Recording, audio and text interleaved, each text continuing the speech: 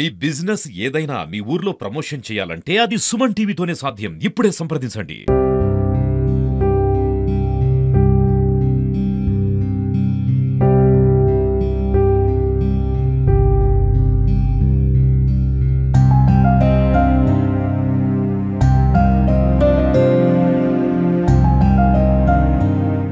జిల్లాలోని నంగనూరు మండలంలో దారుణ ఘటన చోటు చేసుకుంది.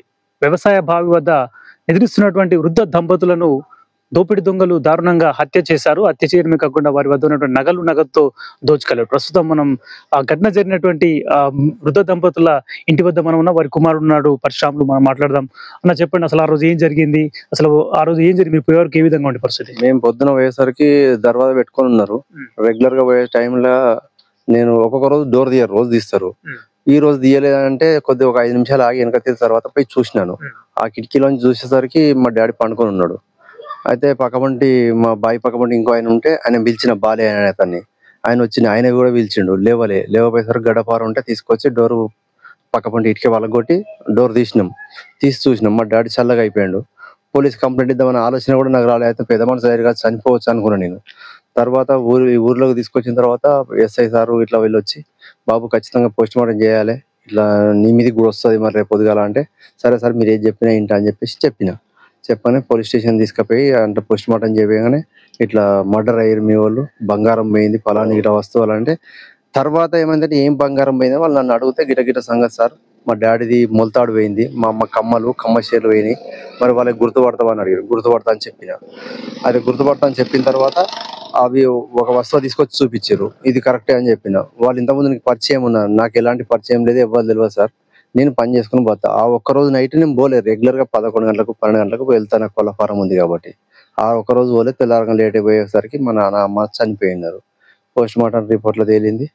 ఈ సార్లు సహకరించి మాకు వాళ్ళని తీసుకుపోయి జైలు వేసారు.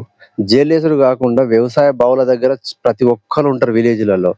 ఏదైనా ఇట్లాంటి సంఘటన జరిగినప్పుడు అట్లాంటి దోపిడి దొంగలను ఇమీడియట్లీ వాళ్ళకు ఉరి శిక్షణ, కాల్ చేయడం ఏదైనా చేయాలి. ఎందుకంటే ఎనీ టైం బయటకి పోతాం, ఇంటికాడికి పోయినట్టే బయటకి పోతాం. మేము రోజు పొద్దున్న లేస్తే మేము చేసే చిన్న చిన్న దొంగతనాలు చూసాం కానీ మన గ్రామంలో ఇప్పుడు దాడి చేసి చంపడం ఇట్లాంటి ఘటనలు ఎప్పుడైనా చూసారా? ఇదే ఫస్ట్. ఇట్లా దాడి చేయడం ఫస్ట్, ఆ దొంగతనం చేసి చంపడం అనేది ఫస్ట్. దాడులు జరుగుతున్నాయి, కామన్ కొట్లాడలు పెట్టుకుంటూ బయల కాడ గెట్ల కాడ కొట్లాటలు పెట్టుకుంటారు, కానీ చంపడం అనేది ఫస్ట్. వీళ్ళకు సంబంధం లేదు, మాకు సంబంధం, వాళ్ళు అసలు ఎవరో కూడా మాకు తెలియదు. అట్లాంటి పరిస్థితుల్లో ఆ బంగారం ఎత్తుకపోయి ముసలం కాపాడు ఇచ్చినా కానీ సపరేట్గా నాతోనే ఇంటికి వచ్చి ఇంటికన్నా చదువుకున్నటువంటి నా తల్లిదండ్రులు అనేది నాకు ఒకటే బాధ. ఇది జరిగినందుకు మళ్ళీ ఇది ఇట్లాంటి రిపీట్ కాకుండా వీళ్ళను కాల్ చేస్తే ఇంకా వేరే వాళ్ళైనా మారుతారు, ఏమైనా చేయాలనుకున్నాను నా ఆలోచన. దొంగతనానికి పాల్పడారంటే వాళ్ళు ఎంత కావాలి? డ్రగ్స్ కానీ ఇట్లా గంజాయి కానీ అట్లాంటి తీసుకుని ఉంటారు, లేదా మందు బాగా ఫుల్ తాగి ఉంటారు. పోలీసులు ఏం చెప్తున్నారు?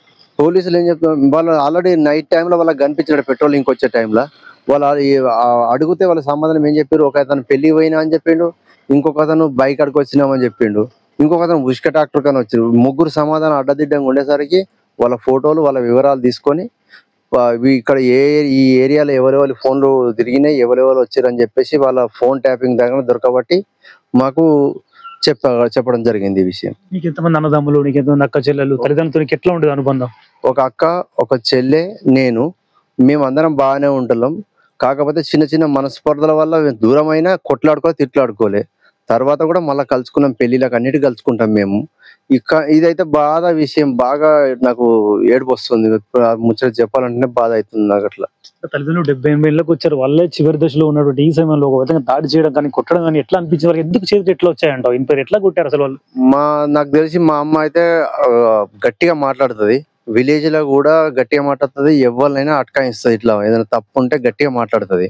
అయితే నాకు తెలిసి ఏమనుకుంటున్నా అంటే మా అమ్మను ఒకవేళ మాట్లాడి, నువ్వు నాకు తెలుసు బిడ్డ అని నా కొడుకు చెప్తా అన్నట్లనే జరిగిందేమో అని నాకు అనిపిస్తుంది. ఫస్ట్ నుంచి కూడా నేను అదే ఆలోచనలో ఉన్నాను. వాళ్ళు ఇప్పుడు రాత్రి వచ్చి ఉంటారా, డే టైంలో వచ్చి ఉంటారు? డే టైంలో ఎప్పుడైనా రావచ్చు, ఎందుకంటే అక్కడ బయ దగ్గర ఉంటారు కాబట్టి ముసలోళ్ళు కదా, వాళ్ళకి తెలియదు అనుకుని చెప్పేసి ఎప్పుడైనా వచ్చి కూడా వాళ్ళని ఎంక్వైరీ చేసుకొని వీళ్ళు వాళ్ళ ప్రపోజల్లో వాళ్ళు చూసుకున్నారా అనే ఒక డౌట్ నాకు. అట్లా అయ్యేపటికనే ఈ మీద నుంచి దిగి లోపలికి దిగి లోపల అది ఉన్నా అని వాళ్ళకి తెలియదు కదా, అదే నా ఆలోచన. ఇప్పుడు ఒంటరిగా ఉండేటువంటి వృద్ధులు కావచ్చు, ఊళ్ళల్లో చిన్నారులు, వాళ్ళందరిపైన ఎట్లాంటి భద్రతాపరంగా ఎట్లాంటి సమస్యలు వస్తే ఎట్లా, వాళ్ళ పరిస్థితి ఏంటి, భద్రతాపరంగా ఎటువంటి చర్యలు తీసుకోవాలంటారు?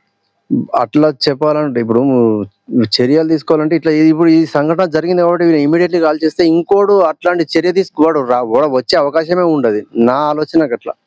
వాళ్ళ మీద ఇప్పుడు వాళ్ళకి సెక్యూరిటీ కల్పించడు కాదు, ఇప్పుడు ఆ జరిగిన వాళ్ళకు చేసిన వాళ్ళను ఇమీడియట్లీ వాళ్ళకి కాల్ చేసుడా ఉరిశిక్షణ వాళ్ళకి అమలు చేస్తే రేపు ఇంకోటి చేయనికి కూడా వెనక పోతాడు. మనం కొత్త వానికి సెక్యూరిటీ కల్పించినట్టు ఈ వీళ్ళని జరిపేస్తే అట్లా నా ఆలోచన. మనం చూసుకోవచ్చు నంగనూరు మండల కేంద్రానికి చెందినటువంటి ఆవుల కొమరయ్య భూదవులకు సంబంధించినటువంటి కుటుంబం వీరిపైనే దోపిడీ దొంగల ముఠ ముగ్గురు బతిపడే ప్రాంతం చెందినటువంటి ముగ్గురు దొంగలు వారు ఇప్పటికే మద్యంతో పాటుగా ఫుల్గా వారు ఆ మద్యం తీసుకున్నట్లుగా కూడా పోలీసులు గుర్తించారు. వారు మద్యం మత్తులో గత కొన్ని రోజులు రెక్కి నిర్వహించి వీరిపైన ఒంటరిగా ఉన్నటువంటి వృద్ధ దంపతులు టార్గెట్ గా చేసుకుని వారిపైన దాడి చేయడమే కాకుండా వారి వద్ద నగలు దోచుకెళ్లి వారిద్దరు వృద్ధులను వారు దారుణంగా కొట్టి చంపారు. ఆ వృద్ధురాలి కోడలు మన దగ్గర ఉంది. అమ్మ చెప్పమ్మా, అసలు ఆ రోజు ఏం జరిగింది, నువ్వు అప్పుడు నీకు ఎప్పుడు ఈ విషయం తెలిసిందమ్మా? నాకు తర్వాత తెలిసింది సార్. మేము పోయేసరికి చాలా మంది ఉన్నారు. నేను స్కూల్లో ఉంటా పోతా, ఫోన్ చేస్తే నేను పోయేసరికి చాలా మంది ఉన్నారు. మాకు అప్పటికే అవుట్ ఫెయిల్ అయింది సార్. బాధ అనిపించింది బాగా. ఎట్లా ఉండదమ్మా మీ అత్త మామలతో నీకు అనుబంధం? మంచిగానే ఉన్నాం సార్. తిట్టుకున్నా నీ అన్నం పెడుతుంటే అందరం మంచిగానే ఉన్నాం. ఎంత తిట్టుకున్నా మళ్ళా అన్నం నేను పెట్టని తినకపోతుడు సార్ వాళ్ళు. ఆవిడ కూడా ఎక్కడ బయట తినలేదు, నేను పెడితేనే అది పెడితేనే మేము తింటాం అన్నట్టుగా ఉండే. వాళ్ళే చివరి స్టేజ్ లో ఉన్నారు. వాళ్ళ పైన లేకుండే సార్. బావి దగ్గర ఉన్నా, ఇంటికాడ ఉన్నా, ఎటు పోకురా అట్లరా ఇట్లరా తిట్టినా కూడా మళ్ళీ నా పిల్లలు రారా అని పిలుస్తుండే సార్. మేము బావి దగ్గరికి పోయినా, రూమ్ కాడ ఫారంలోకి పోయినా మా వెనకనే వచ్చేటోడు, కూర్చుంటాం బిడ్డ పని చేసుకోరు అన్నట్టుగా. మాకు ఆదరవు లేకుండే సార్. బాధ అనిపిస్తాను. వాళ్ళే ఆధారపడే పరిస్థితులు వాళ్ళ పైన దాడి ఎట్లా వచ్చిన చేతులు? వెనకటి వాళ్ళు కదా గట్టిగా ఉన్నారు, మాకింత ధీమా లెక్క. వాళ్ళు మస్తు పాపం పని చేసారు సార్. ఎంత అల్లడిచ్చిర్రో వాళ్ళు పోతుంటే. వాళ్ళే ముసలి వాళ్ళపైన దాడి చేస్తూ ఉండే. ఎట్లా అనిపించింది అంత చిన్న ఆ ఏజ్ లో, ఆ ముసలి ఏజ్ లో వాళ్ళపైన ఎట్లా వాళ్ళకి ఇక బాధపడవచ్చు సార్. ఎంత అవస్థపడ్డారో. అమ్మడొకటికి ఎట్లా చేతులు వచ్చినాయో మాకే అసలు తలుచుకుంటేనే అసలు నిద్ర పడతలేదు సార్. వారం నుంచి అసలు 5 రోజుల నుంచి నిద్ర కూడా మేము పోవట్లేదు. బాధగా ఉంది. వృద్ధులు కావచ్చు, చిన్నారుల పైన దాడులకు పాల్పడే మన మనలో ఎప్పుడు చూడలేదు ఇట్లాంటి దోపిడీ. అప్పుడు నా చిన్న పిల్లలు పోతారు. నేనైనా మధ్యాహ్నం రాగానే ఉరుకుతా బండేసుకొని ఎండనక నీడనక. కానీ భయం ఉంది సార్. ఇప్పుడు పోవాలంటే కూడా మాకు గజగజ వణుకుతాయి కాలు రెక్కలు. మేము నైట్ ఫుడ్ అయినా పోయిన వాళ్ళు ఉండగలుగుతాడ ఉన్నారు కదా మా అత్త మామ అన్న ధైర్యం మీద పోయినాం సార్ మేము. కానీ వాళ్ళని ఏదన్నా ఒకటి చేయాలి సార్. లేకపోతే ఇక చాలా బాధ అనిపిస్తుంది. రేపు ఇంకో వాళ్ళకి కూడా అట్లా కావద్దు సార్. అది ఒక్కటే మేము చేసేది అంతే. వృద్ధుల మనమడు చెప్పమ్మా, మీ అమ్మ తాతనికి ఎట్లా ఉండేది, వాళ్ళ అనుబంధం వాళ్ళు లేకుండా ఎట్లా ఉందమ్మా నీకు? మా నాన్నమ్మ గిట్ల లేకపోతే నాకు చాలా బాధ అనిపిస్తుంది సార్. ఎట్లా వాళ్ళు నీకు ఎట్లా చూసుకునే వాళ్ళు, వచ్చేటప్పుడు కానీ పోయేటప్పుడు కానీ ఎట్లా ఉండదు? అట్లా కాదు, ఇట్లా మంచిగా చెప్పేటోళ్ళు సార్. అట్లే రోడ్ పంటి స్పీడ్ గా పోదు, స్లోగా పోవాలి, బండి నడుపుతున్నావు అన్నాడు సార్. ఎప్పుడన్నా ఇక్కడ నుంచి మా మమ్మీని ఏడవక అని చెప్పి మా మమ్మీని చెప్పమాట సార్. మా మమ్మీ చాలా ఏడుస్తుంది సార్. మా నాన్నమ్మ మా తాత వేరే కంచి.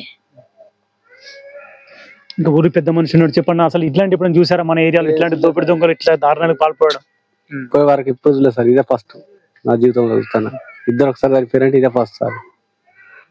ఇలాంటి వ్యవహారం చేయకూడదు, తప్పు. అది చాలా వ్యవహారం చేయకూడదు సార్, తప్పు. మనకు కూడా ఇప్పుడు గ్రామాల్లో ఈ విధంగా ఒంటరిగా ఉంటే వాళ్ళ పరిస్థితి ఏంటి? దోపిడీ దిగుతున్నారు. అది ఒక్కరు ఉంటే ఎంత ఇబ్బంది, ఒక్కరు ఉంటే ఒక ఇబ్బంది. అంటే ఒక ఇద్దరు ఉంటే అది వేరు ఉంటాయి, ఒక్కరు ఉంటే వాళ్ళని కుక్క బతికే. కానీ ఇలాంటి పనులు చేస్తే చాలా తప్పు సార్. అది కరెక్ట్ కాదు, అది నచ్చలేము.